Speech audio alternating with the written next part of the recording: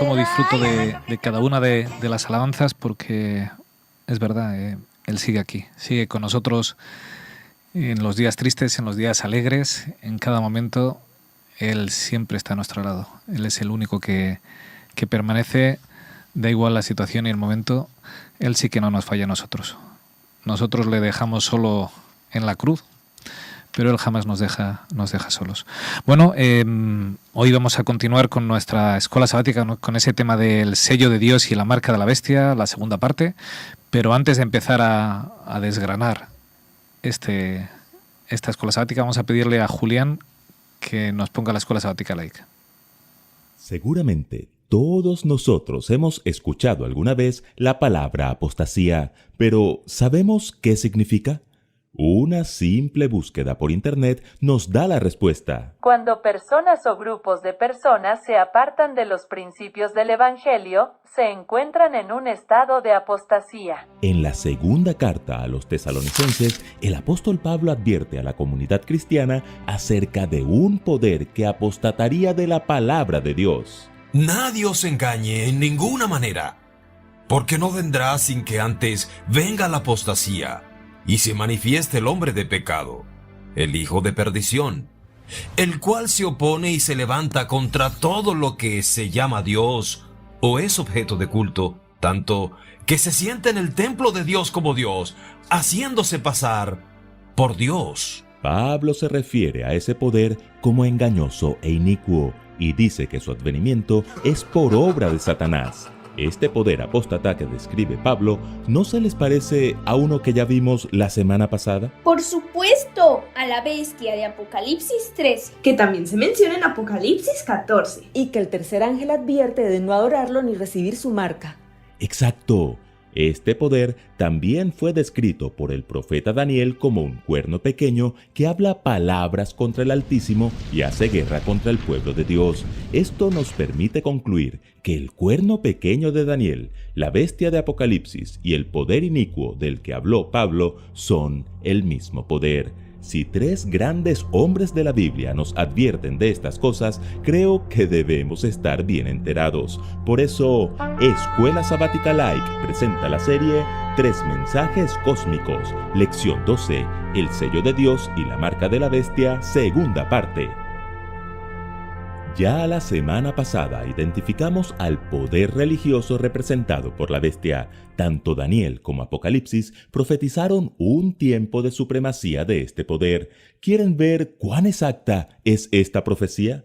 Daniel habló de tiempo, tiempos y medio tiempo. Si tiempo es un año, tiempos 2 años y medio tiempo es medio año, estamos hablando de 3 años y medio. Juan, que vivió siglos después de Daniel, habló de 42 meses, que también son 3 años y medio. Y si tenemos en cuenta que los calendarios antiguos tenían regularmente 360 días por año, estamos hablando de un periodo de 1260 días, cifra que Juan menciona explícitamente en el Apocalipsis.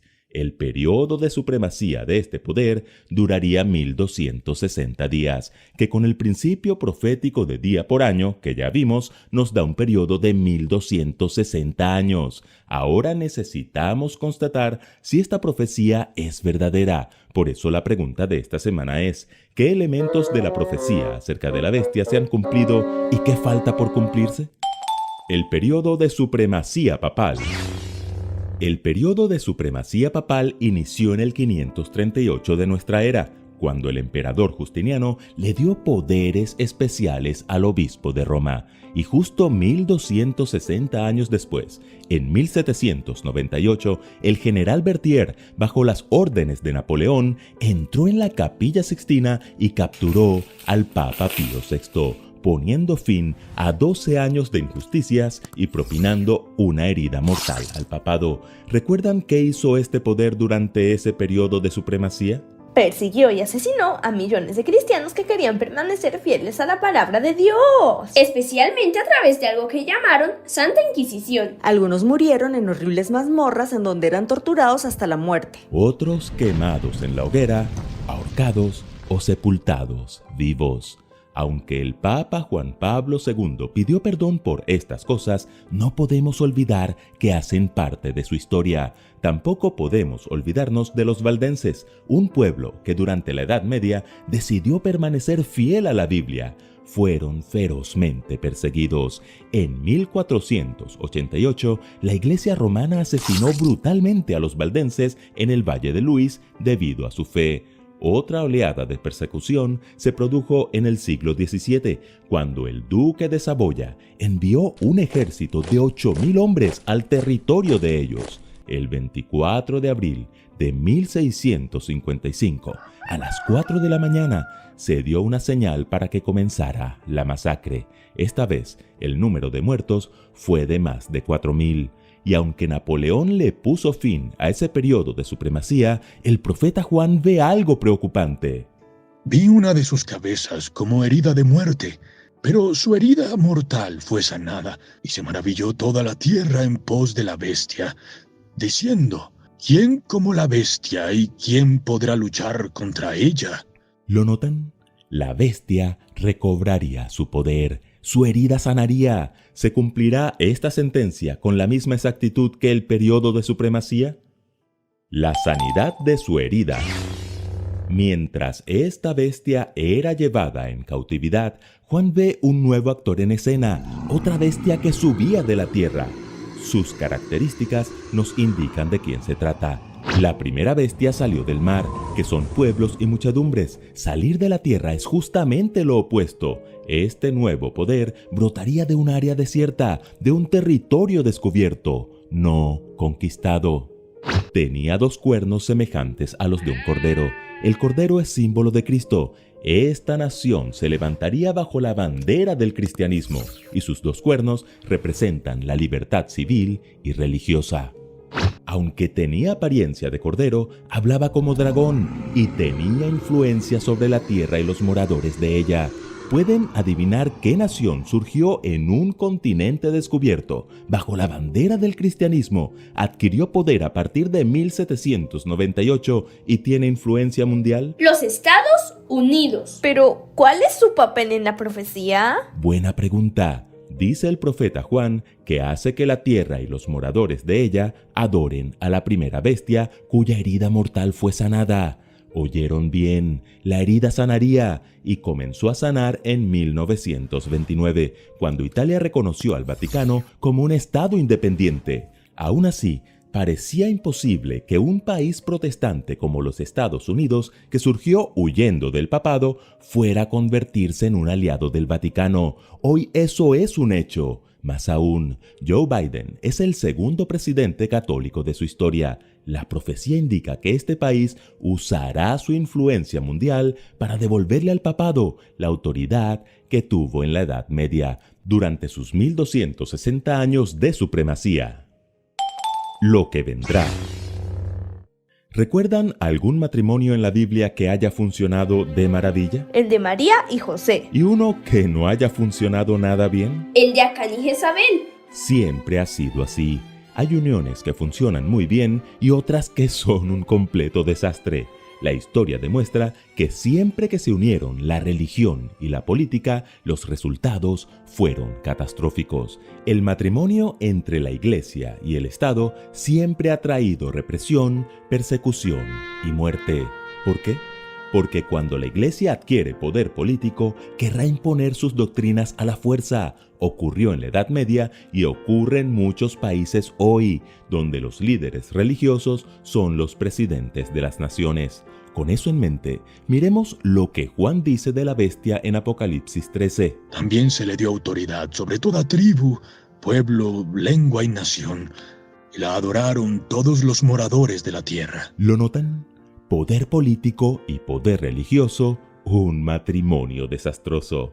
En el colapso del Imperio Romano, Constantino acudió a la religión. La imposición del domingo fue un movimiento político y religioso calculado para unir el imperio en un momento de crisis. El renombrado historiador Arthur Weigall lo indica claramente.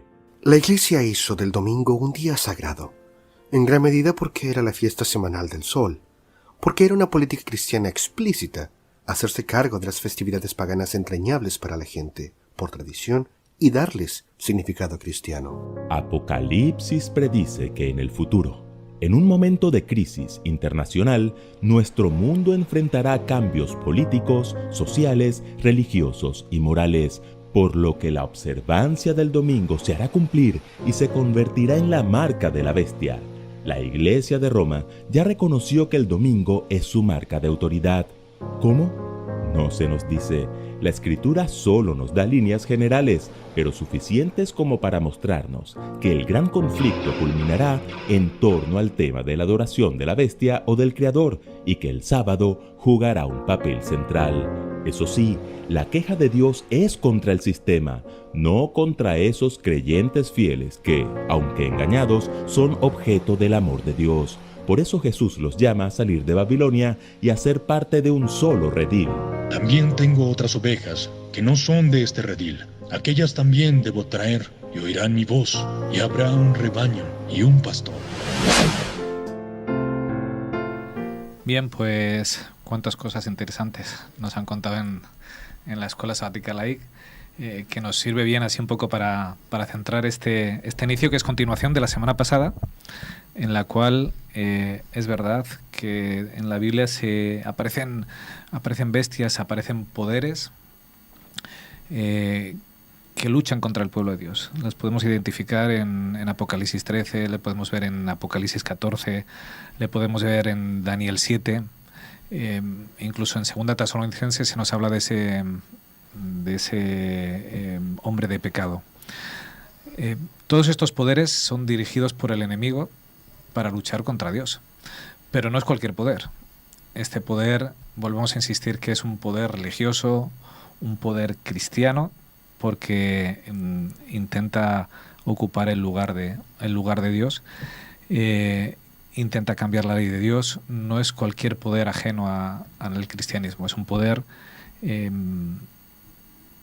cristiano, o que se llama cristiano, mejor dicho, que no es lo mismo, ¿verdad?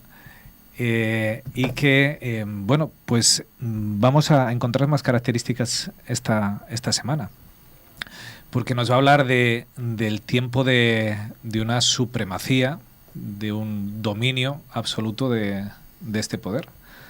Y se nos marcan en la Biblia 3 periodos distintos. Se nos dice, por un lado, se menciona tiempo, tiempos y medio tiempo, así se dice en Daniel, ¿verdad? O sea, año, años y medio año. Se nos habla de un periodo de 42 meses, o se nos habla en otro lugar de 1260 días. Echamos las cuentas, la Escuela Sabática no lo vamos a repetir, porque la Escuela Sabática Laïc lo ha dicho muy bien, y los 3 poderes coinciden absolutamente. Los 3 tiempos, los 3 años y medio, los 42 meses o los 1260 días es exactamente lo mismo. Lo que pasa es que nos da visiones distintas, luces distintas, que nos tiene que servir para ampliar, para ver qué es lo que hace este poder que engaña a los demás. ¿Por qué decimos que es ese poder papal, esa Roma papal? Pues es muy sencillito, ¿verdad? Año 538, los ejércitos del Papa, que en realidad no eran suyos propios, sino que habían sido dejados por el emperador, por Justiniano, derrotan al último de los pueblos arrianos que había. De esas no nos vamos a meter hoy, pero esas 10 cabezas que había, que ese cuerno pequeño derriba 3, derriba al último que se oponía a su poder, y Justiniano le convierte en obispo de toda la cristiandad y le da un poder absoluto sobre toda la cristiandad. Un poder tal que, bueno, cuando los reyes querían casarse, cuando querían hacer cualquier tratado, decíamos la semana pasada, el tratado de Tordesillas, tenían que pedir su permiso y su autoridad. Cuando querían coronarse. Claro, cuando querían cualquier cosa que quisieran hacer, necesitaban, incluso para comprometerse con otra princesa o con otro príncipe de otro imperio, necesitaban que el papado diera el visto bueno.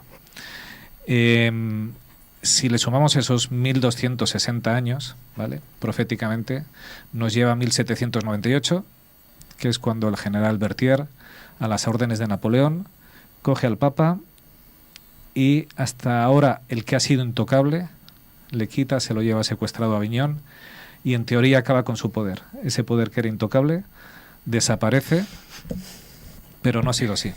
¿No es así, compañeros?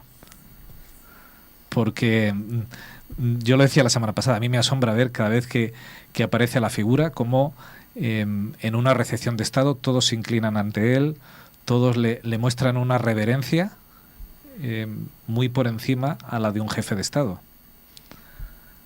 Entonces se le está dando, y sobre todo desde Juan Pablo II, va creciendo esa autoridad y llega al punto, por ejemplo, ahora en la guerra esta de Ucrania, que se le cita para que sea un mediador, para que promueva la paz, para que busque una salida, como alguien que es ecuánime, justo, ideal para intervenir en los problemas del mundo. No sé si esto es pura casualidad, que no la crea, pero se va creando un ambiente ideal para un futuro que nos espera. Un futuro en el cual proféticamente ese es el papel que se le da. El papel de salvar a la gente de una situación terrible, de una situación de angustia, una situación de desespero. No sé, compañeros, ¿qué os ha parecido, así como primera aproximación, qué os ha parecido esta escuela sabática? Bien, esta escuela sabática, continuación de la anterior, ese poder que se ejerce durante 1260 años, esa herida de muerte de la cual se recupera, que también deberíamos poner fecha a esa recuperación, en 1929 con los pactos de Letrán, donde Benito Mussolini, en nombre del rey Víctor Manuel III, pues reconocen la independencia política de la Santa Sede del Reino de Italia y restablecen las relaciones diplomáticas que estaban rotas desde 1870. Y bueno, y se le crean jefe de Estado para todo el mundo. Correcto, es jefe de Estado político y aparte el jefe de toda la cristiandad. ¿Qué decir sobre esto? Decir que hace tiempo podía sonar ciencia ficción, no lo sé, pero hoy en día no suena ciencia ficción. Sabemos que o al menos yo lo percibo así, corregidme si me equivoco, si soy un poco alarmista, pero yo veo que desde el 11 de septiembre, desde las Torres Gemelas, la gente está pidiendo cada vez más seguridad a costa de libertad. A mí que me mantengan seguro, a mí que me mantengan pudiendo comprar y vender. Y bueno, al final la libertad, mientras yo tenga para elegir entre Coca-Cola y Pepsi-Cola, entre que yo pueda elegir entre dos opciones que al final vienen a ser pues los mismos perros con distintos collares, me vais a permitir que lo diga así, pues yo estoy tranquilo. Al final, si a mí me ingresan a final de mes mi sueldo y me lo puedo ir gastando, es lo que yo quiero. Y bueno, y vemos cómo va siendo así. Vemos cómo el mundo se mueve en un consumismo cada vez más brutal, cómo estamos esquilmando el planeta de una forma irremisible, yo creo, e irreversible. Y bueno, con la única función de sostener nuestras apetencias, nuestros gustos, nuestro consumismo, sin mirar nada más. Estamos corriendo desaforadamente hacia un suicidio colectivo que sabemos que los cristianos sabemos que no va a ocurrir porque este mundo no se va a terminar por mano de hombre, pero digamos que estamos empeñados en satisfacernos y lo demás, como sociedad digo, y lo demás nos importa poco. Y en ese demás meto la libertad y todas las libertades más pequeñitas que vienen dentro de esa gran bolsa, como la libertad de conciencia. Y mi pregunta es, ¿tenemos verdadera libertad de conciencia? Mi respuesta es, no la tenemos. Tú, en el momento que te sales del pensamiento general, aprobado, del pensamiento general que tiene la quiescencia de la sociedad, ya no eres bien visto. Ya no eres, ya se te tacha de muchas cosas y se te cierran ciertos espacios para que tú puedas manifestar esa opinión discordante. Lo digo religiosamente, lo digo políticamente, lo digo de cualquier manera. Vosotros no pensáis de la forma que piensa la mayoría y vais a tener problemas. Por lo tanto, veo que sí que hay una cierta merma o una importante merma en la libertad de expresión y en la libertad de conciencia. Y fíjate que hay una palabra que a mí me desagrada mucho en relación con esto, que está muy de moda y que parece que eso es muy progre, muy liberal, es la tolerancia, ¿verdad? Cuando se dice hay tolerancia religiosa. No sé si alguien ha analizado la palabra tolerancia, pero lo que toleras es aquello que te desagrada, pero lo permites. O sea, cuando te dicen que hay tolerancia, significa que te desagrada ese grupo que piensa distinto, pero les permites que estén ahí por no acabar con ellos, claro. La tolerancia no tiene nada que ver con la libertad religiosa. La tolerancia religiosa no tiene nada que ver con la libertad religiosa. La libertad religiosa es cuando yo permito que el resto piense como quiera pensar y además eso no me influye a mí en la forma de verles. En la tolerancia me desagradan, pero les permito. Y hoy en día hay mucha tolerancia, pero de la tolerancia a la intolerancia hay un paso muy corto, porque lo que me desagrada y lo permito en cualquier momento, lo dejo de permitir. Y de la tolerancia a la intolerancia solo hay unos milímetros. Es que de hecho hay mucha gente que se cree muy tolerante, hasta que viene alguien que piensa algo completamente distinto y entonces ahí se nota lo que se piensa en realidad. A mí me preocupa muchísimo y me inquieta muchísimo. Yo soy poco historicista porque no se me da bien la historia y además me encanta que haya gente que la estudia, la repasa y luego me la cuenta, ¿no? Mi aproximación a todo esto es un poco más sociológica, ¿no? Y repasando un poco de la historia, pero desde la sociología, yo mucha gente a la que conozco, con la que a veces hablas y discutes sobre estos temas, ¿no? Con respecto a cómo funciona la Iglesia de Roma, etcétera, etcétera, y cómo funcionan otras cosas, le recuerdo que vivimos en España y en España existió algo absolutamente espantoso, horrible, terrible, que la gente no recuerda y a lo que ha aludido también la Escuela Sabática Laic, que es la, comillas, Santa Inquisición. Aquí se inventaron cosas horribles para maltratar a la gente. Es absolutamente impensable la crueldad a la que puede llegar el ser humano. Ya se llegó a los extremos de la crueldad, y aquí tenemos buenos ejemplos de esto. Y hay mucha gente que no recuerda este tipo de cosas, ¿no? Y cuando hablamos de ello, no recuerda que hace no tantos años a la gente se le impedían hacer muchas cosas que estaban dentro de sus libertades, pues porque aquí gobernaba gente que pensaba de otra manera y tenías que opinar sí o sí lo que te decía la Iglesia de Roma. Esto es muy reciente, es de hace muy poco, pero con eso, un repaso a lo que ocurría en la Edad Media y poco después, pues nos damos cuenta de que los salvajes, a los que algunos llaman los salvajes, ya estaban aquí, vivían aquí, tenían nombre y apellidos y vestían ropajes muy lujosos. Olvidamos desafortunadamente esto. Y hay algo que yo suelo destacar de aquella época. Le llamábamos época oscurantista, ¿recordáis? Una época oscura, una época negra. En aquella época a la gente se le impedía algo tan básico como leer, como aprender. La gente no tenía derecho a pensar por sí misma. Impidiéndoles leer, se impedía que pudiesen acceder, por ejemplo, a la Biblia, por ejemplo, al texto bíblico. Y por lo tanto, al final acababan pensando lo que otros contaban y traducían por ellos. Lo hilo, concluyo con esta primera aproximación, con algo muy interesante de la revista Spectrum que escribe Sigve Tonstad y el otro día gracias a Juanfra porque nos lo envió, ¿no? Los artículos de la revista Spectrum con respecto a los comentarios de Apocalipsis. Hay un concepto muy interesante del que habla Tonstad con respecto al libro de Apocalipsis. Él dice que una aproximación correcta, certera a este libro pasa porque todos nos convirtamos en relectores, que volvamos a leer, que leamos más, que sigamos leyendo. Este es el contraste con aquella época en la que a la gente se le impedía leer.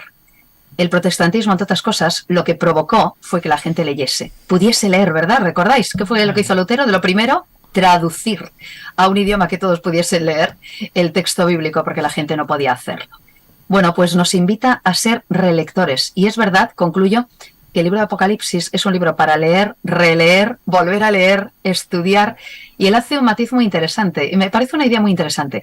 El libro de Apocalipsis no se puede o no se debe leer de forma lineal, es un libro sinfónico, porque tiene tantos textos que nos llevan al Antiguo Testamento, tantos textos que hay que leer y releer y volver a leer en sus contextos, que nos invita evidentemente a acercarnos de una forma más sabia y desde luego pues con mucho más detalle, ¿no? Y es una de las grandes riquezas de este libro.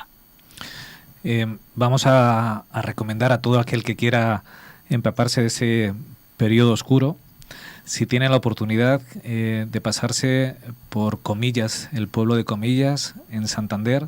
Hay un museo de la Inquisición donde está lleno de artilugios creados para causar dolor a aquellos que practicaban otra creencia y para causar dolor en el nombre de Dios. O sea, es algo terrible. Cuando uno ve ese museo, uno no llega a entender cómo en el nombre de Dios se podían hacer esas cosas.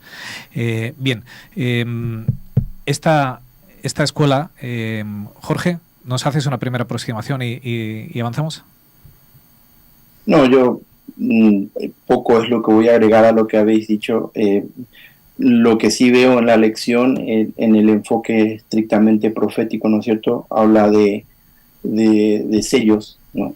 Siempre nos tropezamos nosotros con el tema de la traducción, porque, bueno, sellos en el castellano que nosotros hablamos y en el original, pues, son marcas o son comportamientos distintivos que separan pues estoy hablando del punto de vista profético, a dos grandes o dos grupos, ¿no es cierto?, en el tiempo del fin. Yo creo que la importancia de esta lección es superlativa para nosotros porque estamos viviendo en el tiempo de Apocalipsis 7, versículo 2, cuando Dios da la orden y dice: no hagáis daño a la tierra, no hagáis daño al mar, no hagáis daño a la naturaleza, hasta tanto mis hijos sean sellados. Y luego discurre en lo que es el sello de Dios y el sello de su gran oponente, ¿no es cierto?, que se divide en dos características. Y por eso digo que es importante para nosotros, porque yo creo que estamos en ese tiempo.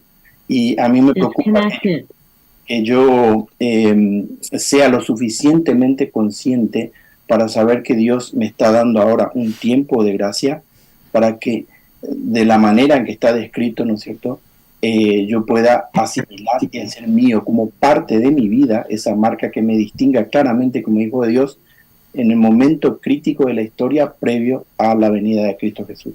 En ese sentido es importante para mí la lección de esta semana, ¿no? Porque nos toca de lleno. Nosotros estamos viviendo un tiempo de gracia, un tiempo añadido. Dios nos está dando una oportunidad para obtener en nuestra vida, formar parte de nuestra vida, eso que me distinga a mí como hijo suyo en un periodo que va a ser aún mucho más oscuro que todo lo que hemos conocido hasta ahora.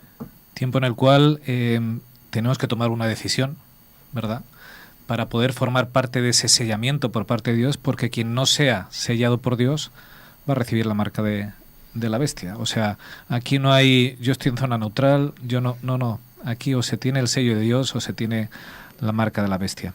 La escuela sabática nos habla de esos dos enfoques, hablando de sábado y domingo, y no sé si vais a estar de acuerdo conmigo, pero yo creo que a veces somos muy ingenuos centrándolo solamente en un tema de sábado y domingo, ¿vale? Sí. A mí me gustaría abrir un poco más el foco, porque es verdad que el centro sí que tiene que ver con el sábado y el domingo, pero va mucho más allá. Y para ir mucho más allá tenemos que hacer lo que hemos hecho hace un segundo, repasar la historia hacia atrás. ¿Qué quiero decir con esto? Cuando planteamos que es una cuestión entre guardar sábado y domingo, pues la gente no lo entiende, porque, bueno, ¿cuánta gente no está siendo salva porque no han conocido otra verdad y guardan el domingo? Muchos, ¿verdad? Esto lleva a que incluso hay algunos movimientos en nuestra iglesia que dicen que el sello de Dios no tiene que ver con el sábado, lo cual va en contra lo que dice la Escritura y donde lo sitúa el punto.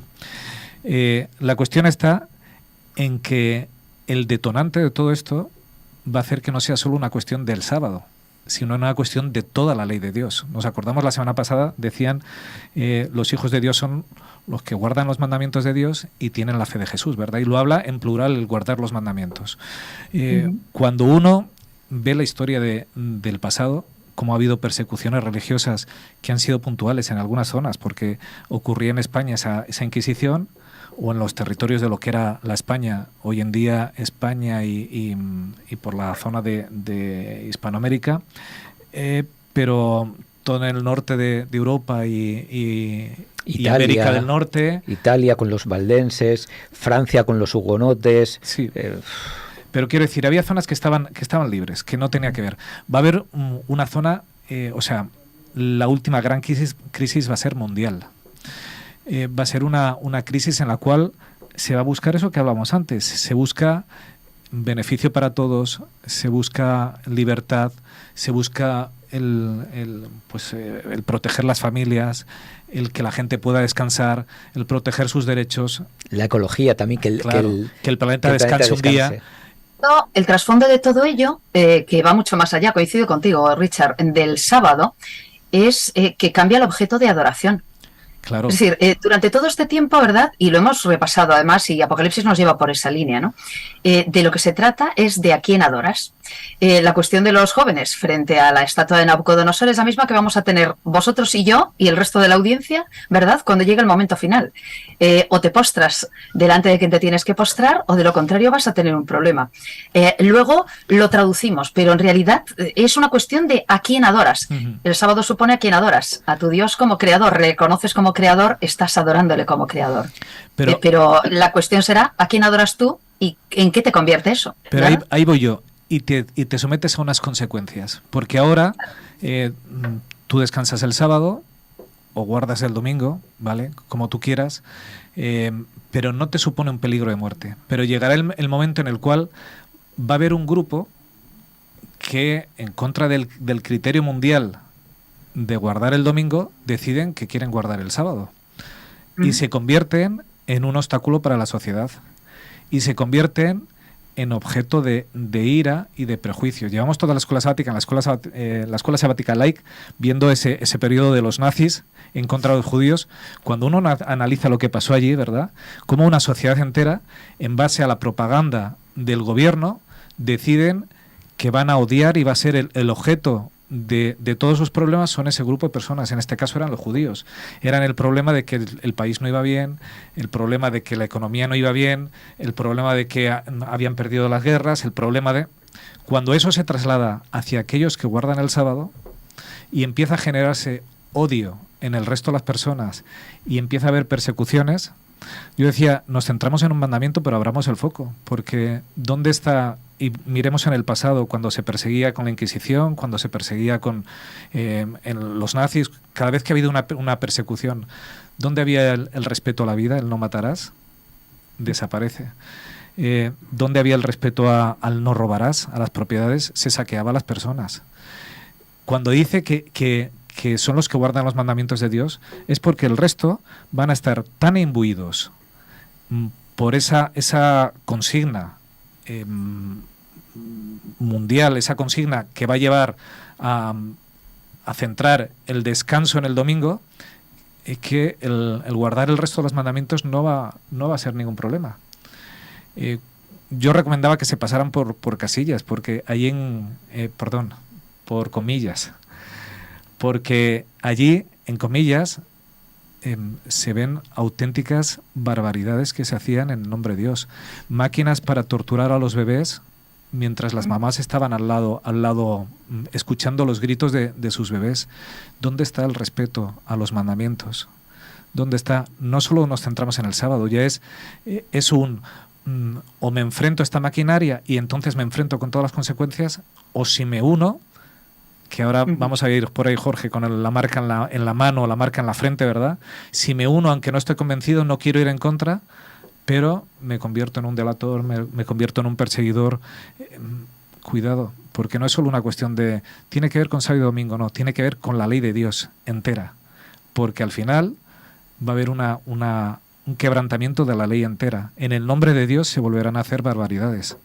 Bien, Richard, para llegar a eso es una pregunta que yo me he hecho durante años, y más ahora, no sé si estaréis de acuerdo conmigo. Juan Pablo II, un día en plena asunción de su investidura y lo que él representa, pidió perdón por todo eso que vosotros estáis mencionando. Y es un hecho no poco significativo, y no tenemos que, por ahí podemos decir, bueno, fue un postureo, fue un acto, y no, fue el Papa con todo lo que eso implica, ¿no? Porque cada una de sus palabras importan como tal, y la estructura, no voy a entrar en eso porque ya se ha hablado lo que significa hoy el papado para el mundo. Declara y dice: nosotros cometimos un grosero error al generar todo ese movimiento de persecución. Pido perdón a todos aquellos que han sido. Entonces, mi pregunta siempre ha sido: ¿cómo se va a volver, así como el perro vuelve a su vómito, al mismo error? Porque mencionabais la tolerancia, ¿no es cierto? Y yo creo que la tolerancia va a ser y es un pívot importantísimo para lograr posturas tan disímiles, tan encontradas, históricamente tan opuestas, entre el protestantismo tradicional, el ortodoxo, el primigenio, el actual, el catolicismo, incluso la iglesia ortodoxa rusa, etcétera, etcétera. Es un montón de movimientos. No olvidemos también que si aquí se van a partir en un grupo pequeño, un grupo grande, todo el mundo no podemos soslayar al islamismo o a las religiones orientales, ¿no es cierto? Entonces esa fue la pregunta que yo siempre me he hecho: ¿cómo se va a lograr? Y yo creo que a mí me da por la tendencia, y escuchando lo que hablabais, que la tolerancia va a tener un papel fundamental en todo este tema. Porque probablemente no vaya, y de hecho que Elena White habla de que va a haber un acuerdo en 2 grandes puntos, ¿no es cierto? Para aquellos que quieran aceptar su papel y lo que ella tuvo que decir por inspiración de Dios al respecto. El espiritismo va a tener un papel fundamental también. Hace poco yo veía, hace 2 días, la imagen de supuestamente un ser alienígena en Estados Unidos hace 48 horas. Y decían que esto es real, esto no está editado, etcétera. Y constantemente están hablando de naves alienígenas, naves alienígenas, naves alienígenas. Es decir, ideas que van lanzando Estados Unidos dice poco de lo que sabe más, etcétera. Se está preparando como un terreno para un escenario que a mí no me queda claro, pero sí está claro que en la Biblia dice que va a haber un sistema que va a ser casi omnímodo, que va a imponer a través de, y bueno, la característica, estoy de acuerdo, Richard, va más allá. No es el sábado en sí, el sábado es un símbolo ¿de qué? De cuestionar la autoridad de Dios.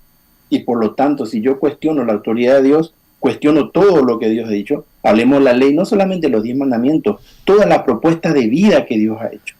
Porque ahora, hablaba yo con un amigo ayer, con respecto a cómo va el sistema económico, y mencionaba Ana hoy, ¿no?, las grandes diferencias sociales que hay, y cómo actualmente el mundo cada vez se va acentuando eso más y más y más, ¿no es cierto? Y nosotros vamos camino a marcadamente tener un sistema donde va a haber un grupo muy privilegiado, y probablemente lo que quieren es someter al resto de la población a una situación. Esos son sus planes. Yo por fe acepto que Dios no lo va a permitir, pero ese es el panorama mundial al que nosotros nos estamos yendo, y indudablemente que el sábado para nosotros va a ser, nosotros adoramos a aquel que creó todo eso, y del otro lado van a decir, no, nosotros no creemos en ese creador de todo esto, creemos en otras cosas, y el enfrentamiento es lo que nos va a llevar a nosotros en cada una de las convicciones a asumir una posición u otra, pero sí, indudablemente eso es abarcante y toda nuestra vida, ¿no es cierto?, más allá de la representación estricta de los días que estamos mencionando. Permíteme sumar algo con respecto justo a lo que acabas de decir, Jorge, también. el clasismo, y al hilo de algo que decías tú también, Richard, el clasismo ético incluso. Es decir, de acuerdo, tú puedes pedir perdón. Al final no es más que una frase, ¿verdad? Haces un día una rueda de prensa, pides perdón y pelillos a la mar, no ha pasado nada. Sin embargo, no se toman medidas legales, por ejemplo, contra los curas pederastas, por ejemplo. Pero fijaos que recientemente pasó algo también con el Dalai Lama, otro, ¿verdad?, pope. Lo que pasa es que desde otra ideología, que es el protagonista de unas cuantas escenas más que objetables con niños, y sin embargo no pasa absolutamente nada, ¿verdad? Es decir, puede haber 2 días en los que digo, uy, fíjate qué cosa, han hecho unas filmaciones, ¿verdad?, con este señor y tal, pero en realidad no ha ocurrido nada. Esa tolerancia también tiene un puntito molesto de clasismo. La gente acepta con total normalidad que dependiendo quién seas, incumplas incluso cosas tan graves como la relación ilícita con los menores. ¿Me explico? Es decir, y eso se acepta, no hace falta que te lo impongan, se acepta, se normaliza, no pasa nada, son ellos, ¿verdad? Y esto es grave, ¿eh? Y por cierto, ocurre en público y en los informativos. Además hay mucho show en todo esto. También. Quiero decir, es verdad que se buscaba un acuerdo entre protestantes y católicos y el Papa pide perdón. Allí, al ladito donde vives, Esther, en Santiago, tenéis una catedral en honor a... Sí, un tal Santiago. ¿Y el apellido de Santiago es? ¿Perdón? El apellido Matamoros. Ah, sí. ¿Ha pedido la Iglesia alguna vez perdón por las guerras en las cuales se luchaba contra los islámicos porque pensaban de forma distinta? No. Se ha dicho a los protestantes porque quería un acuerdo con los protestantes. No hay un cambio de actitud. Solo busco aliados. Entonces, hay mucho show en todo esto. Pido perdón porque me equivoqué. No, te has equivocado. Cada vez que empleaste las armas y la guerra te has empleado porque ese no es el Evangelio de Jesús. Pero solo has pedido perdón a unos pocos. A los otros no te interesó en pedirles perdón. Entonces, hay mucho show en todo esto. Respecto a lo que va a pasar, yo estoy de acuerdo contigo, Jorge. Yo no tengo ni idea. Porque si lo dijéramos, haríamos teología ficción. Lo único que sé seguro es lo que la Biblia dice. Va a haber un combate en el contexto entre el sábado y el domingo. ¿Cómo va a ocurrir y por qué? No lo sé. El que dirige todo esto en realidad no tiene que ver ni siquiera con el Papa. Va más allá. Es Satanás. Está en su última pelea y quiere destruir a la humanidad. Y la va a destruir, pues eso, logrando enfrentarla, logrando generar un odio acérrimo. Vuelvo a la idea del nazismo, que fíjate, me ha extrañado, José, que esta semana no nos la han puesto en la escuela sabática light. Pero hubo en los años 70 una desvinculación de los hijos hacia los padres y los abuelos cuando estudiaron todo lo que había ocurrido, porque se avergonzaban de lo que habían hecho. ¿Vale? Bueno, pues eso es lo que busca el enemigo. Lo que busca es destruir a las personas y que llegues a hacer cosas que en principio parecen impensables, pero que tras una comedura de cabeza, tras una articulación verbal en la cual tú seas capaz de desorientarte, pues te conviertas en algo totalmente alejado de lo que tú esperabas. Eso es lo que espera el enemigo para su última gran batalla, confundir a la gente. ¿No es Babilonia? Les intenta confundir, les intenta que al final hagan lo que ni siquiera ellos pensaban que eran capaces de hacer. Y va a generar un odio, va a generar una persecución. Por eso tiene que ver con muchos más mandamientos que el sábado. El sábado es el punto central.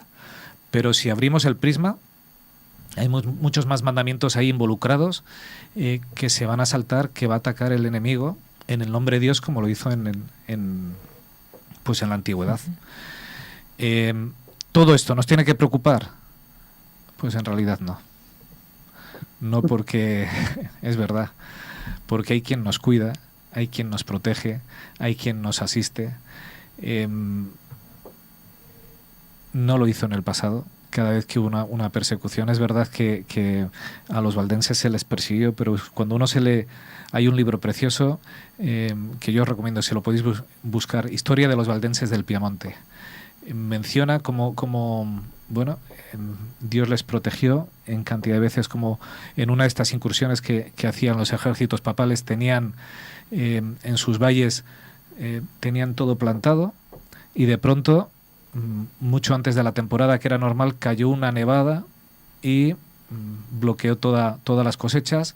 Justo una semana después aparecieron los ejércitos papales y tuvieron que huir. Y cuando regresaron al cabo de los meses, resulta que esa nevada había hecho como si fuera una cámara frigorífica, había mantenido las semillas sin brotar, y cuando volvieron estaban en plena producción y se encontraron que tenían alimento para ellos. El mismo que protegió en el pasado nos protegerá en el futuro. No hay que tener miedo a esto. Lo que hay que tener miedo es al estar desorientados, al no estar, al no tomar decisiones hoy en día para aferrarnos a ese sellamiento por parte del Espíritu Santo, para no aferrarnos a lo que Dios nos quiere dar, para no permanecer del lado del Señor, para no ser consecuentes con lo que creemos. Eso es a lo que hay que tener miedo. Yo la semana pasada lo decía, es verdad, yo estoy seguro que no podemos comprar ni vender, lo tengo claro, porque toda esta gente que eran perseguidos y que huían, ninguno podía comprar ni vender tranquilamente. O sea, no es algo distinto. Pero en ese sentido de Apocalipsis, del comprar y vender como palabra de Dios, el tiempo es ahora. Compremos sin demora, porque no sabemos el tiempo que tenemos, ni individual ni colectivo. No sabemos cuándo van a ocurrir todas las cosas. Seamos cautos. El tiempo de ponerse del lado del Señor es ahora, y esa es la invitación que nos hace Apocalipsis. Después de marcar todo esto, hay un mensaje de amor de Dios que dice: salid, pueblo mío. ¿Por qué Dios quiere que salgamos? Salid, pero si estáis en el lado en el que no van a sufrir. No, al revés. El lado de los que no van a sufrir son estos que son perseguidos. Ya. ¿Vale? ¿Sabes qué ocurre? A lo mejor muy pocas veces cuando hablamos de este tipo de cosas hacemos un llamamiento a la sensatez. Hay algo que explica muy bien Finlay en la lección cuando habla de la marca de la bestia, ¿no? Y cuando nos recuerda, porque hay muchas teorías extrañas al respecto de esto, y se dicen muchas insensateces. Y lo digo de forma cariñosa, pero sí, se dicen insensateces, ¿no? Y él nos recuerda que la frente es un símbolo de la mente. Lo dice de forma muy, muy breve y muy fácil, ¿no? La frente es un símbolo de la mente, y en la mente se encuentran, recuerda, la conciencia, la razón y el juicio. Y luego la mano, pues es un símbolo de las acciones y de los hechos, que está perfectamente conectado, ¿de acuerdo? Si la mano no puede funcionar si no hay cerebro, con lo cual tienes que preocuparte de esto.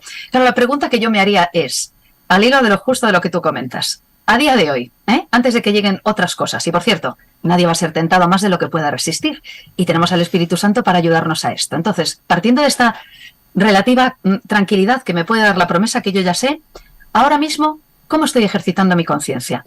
¿Cómo estoy ejercitando mi razón? ¿Y cómo estoy ejercitando mi juicio? Porque si a veces en decisiones y en, ¿verdad?, doctrinas tan sencillas como algunas, estamos peleándonos y estamos discutiendo sobre cómo guardar el sábado o no, si debo encender la televisión o no, cuando llegue la prueba de verdad, ¿qué voy a hacer? Si no estoy ejercitando mi conciencia, mi razón y mi juicio en este momento con lo que ya estoy viviendo. Sí, a mí me gustaría aportar a este debate que muchas veces digamos que el enemigo lo tenemos en casa. Claro. Estamos hablando de potencias, estamos hablando de poderes políticos religiosos, pero ¿qué pasa con nosotros? ¿Qué pasa con los adventistas del séptimo día? Richard comentaba, yo lo he oído decir a pastores ordenados, que bueno, que eso de la señal de el sellamiento el sábado, que vamos a ver, que no está claro. También tenemos ahora una nueva moda que a mí me escandaliza.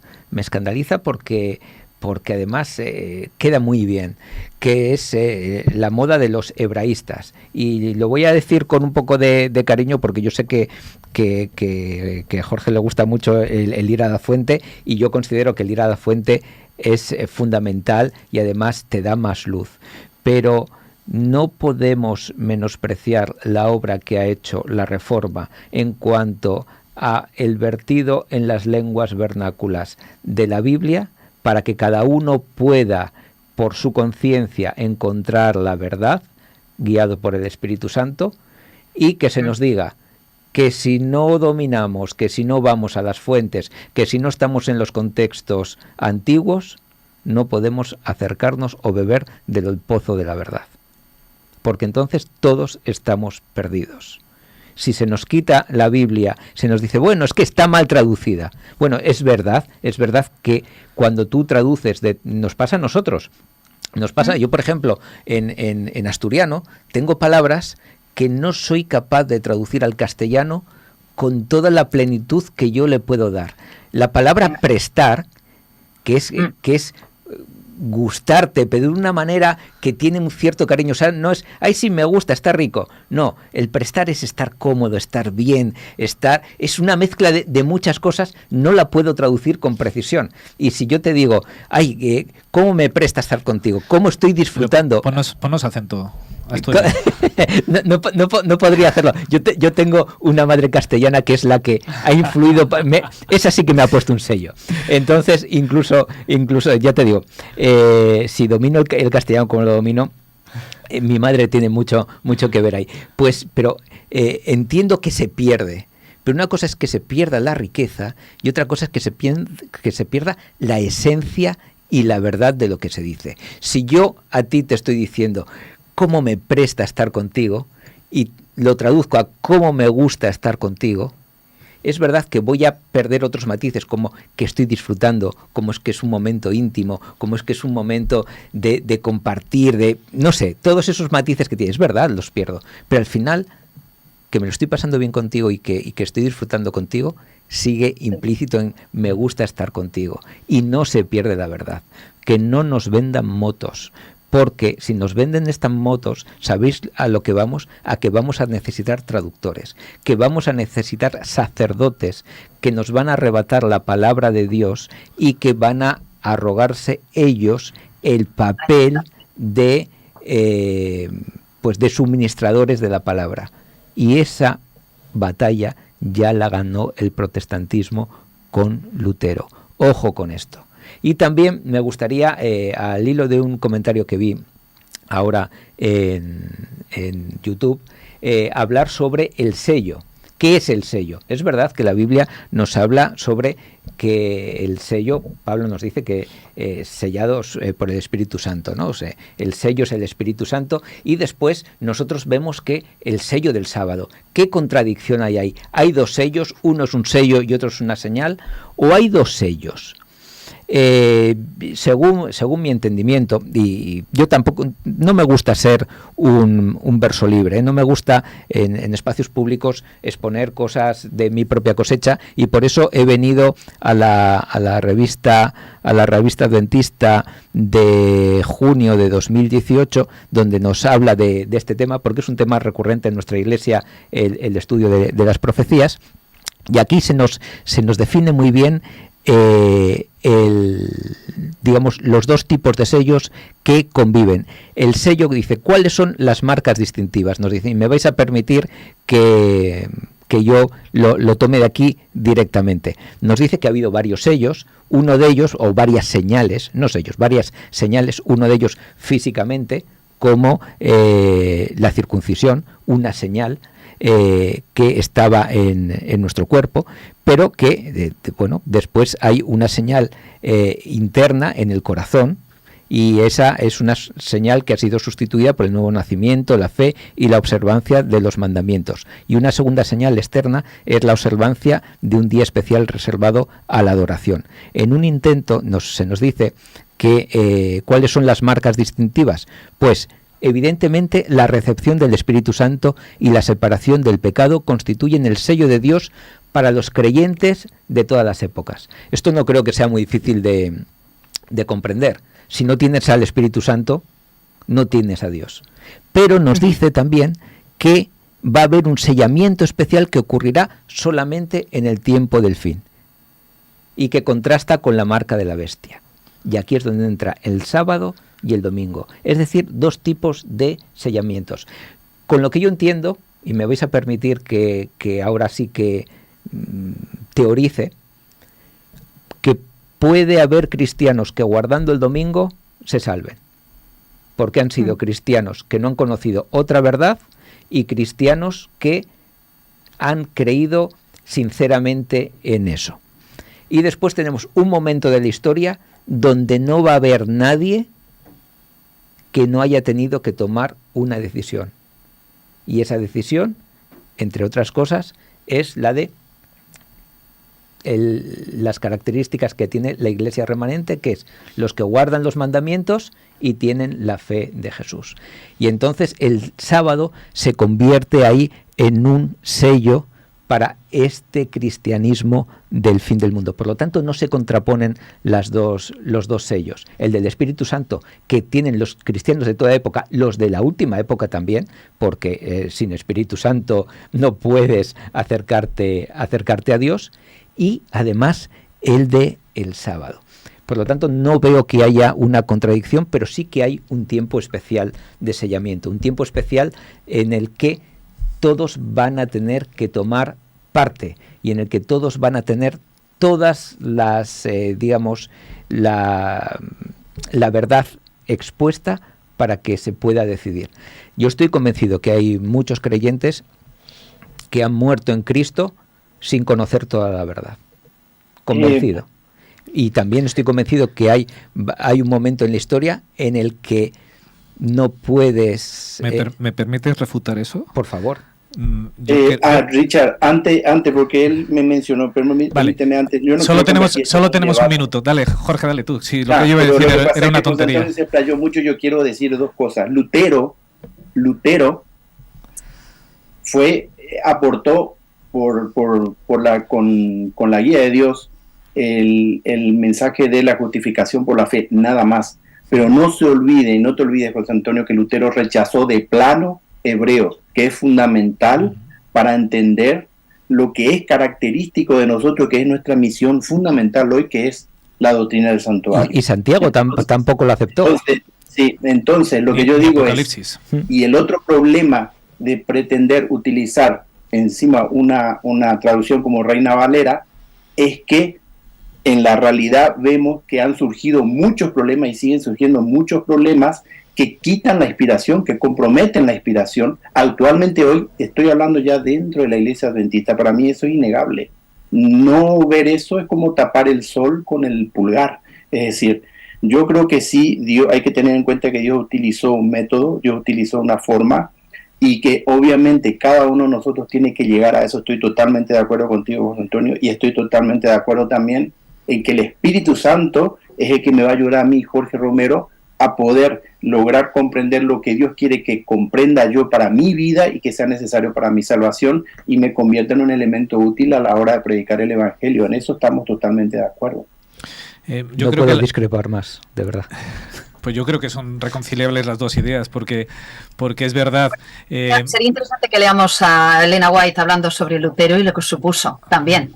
Por si acaso, para no olvidar ciertas cosas, él fue la gente que Dios utilizó en aquel momento y con la luz de la que dispuso. Pero fue insuficiente, Esther, ¿no? Fue suficiente. Él negó la inspiración de Hebreo, y eso no es poco decir para nosotros hoy. Es no poco decir. Él negó la inspiración de Hebreo.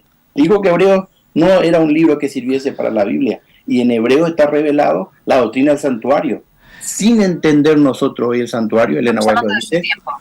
Nosotros vivimos en otro tiempo. Yo estoy de acuerdo con Jorge en que uno no se puede ceñir a la Reina Valera, ¿vale?